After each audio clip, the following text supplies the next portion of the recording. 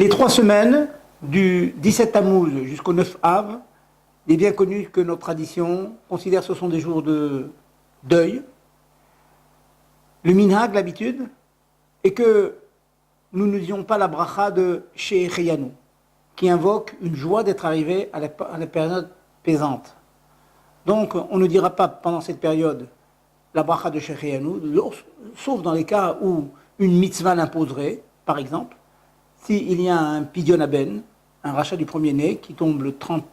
jours après la naissance, dans la mesure où il n'y a pas d'autre jour que le 30e jour, si ce jour tombe pendant les 3 semaines, eh bien, on fait la Seouda, on fait le repas de mitzvah de pidyon aben, et on dit le Shehecheyanu. Sinon, notre minhag, c'est de ne pas le dire, même Shabbat, pas dire Shehecheyanu, donc sur un fruit nouveau, sur un vêtement nouveau. On évitera donc d'avoir un fruit nouveau ou un vêtement nouveau.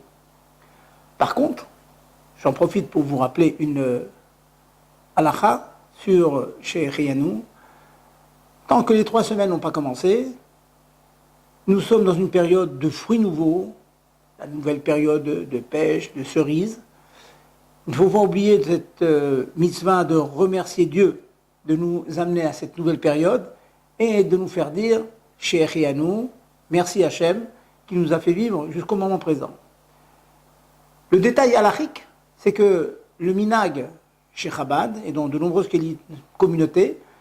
c'est lorsque vous mangez le fruit nouveau, vous faites d'abord la bracha, la bénédiction de Shehecheyanu, qui sera suivie ensuite de la bracha sur le fruit, Baruch Ata Hashem Boré Periaet, et non l'inverse. La coutume des Keilot Sfardiot, des Sephardim, c'est au contraire de commencer par la bracha sur le fruit, Aetz, Boré Periaet, et ensuite de faire Shehecheyanu, et ensuite de consommer le fruit, et ils considèrent que dans la mesure où cela fait partie de la même mitzvah, cela n'est pas considéré comme un hefsek, comme une interruption entre la bénédiction et la consommation du fruit.